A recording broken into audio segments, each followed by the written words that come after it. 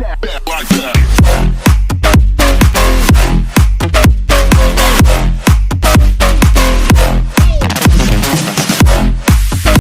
Dictation starts in 5 seconds. Please be ready. Challenge in this appeal is the judgment of the learned single judge of the Patna High Court holding that the appellants were not entitled to a decree for specific performance of contract. Stop.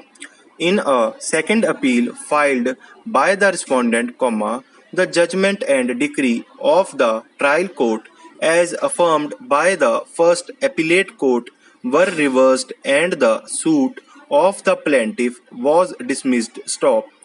Originally, the suit was filed by the husband of appellant number 1. Stop. After death of appellant number 1, his legal heirs were substituted. Stop. The High Court proceeded on the basis that the plaintiff had not proved that he was ready and willing to perform his part of the contract. Stop. There was neither pleading nor evidence was tendered in terms of requirement of Section 16 (c) of the Specific Relief Act, 1963. Stop. Learned counsel for the appellants highlighted as to how the judgment of the High Court suffers from various infirmities both factually and on principle of law. Stop.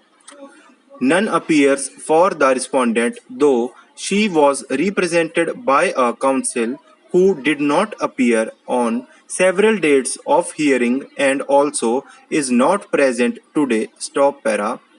The High Court recorded findings to the effect that there was no specific averments in the pleadings that the plaintiff was ready and willing to perform his part of the contract and also no evidence was adduced in this regard. Stop.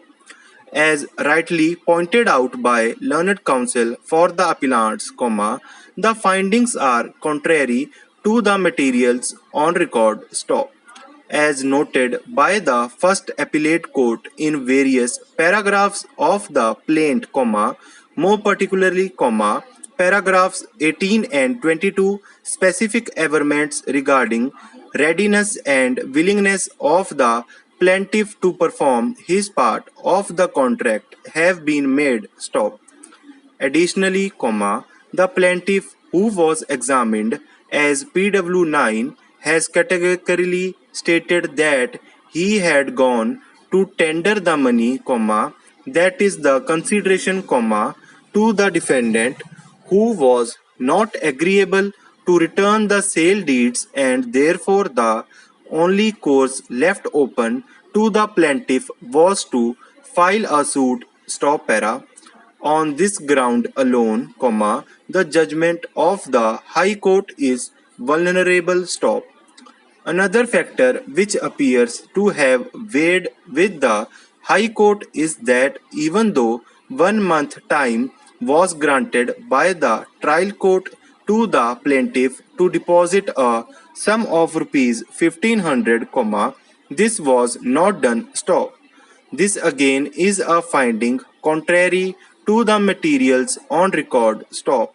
There can be no quarrel with the proposition that in a suit for specific performance of the contract, the plaintiff must prove that he was ready and willing to perform his part of the contract continuously between the date of the contract and the date of hearing of the suit. Stop.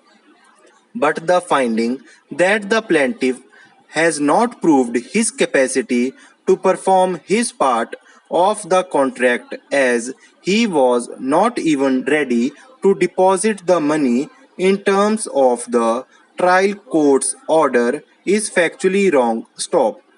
It appears that no such plea was raised by the defendant before the first appellate court. Stop.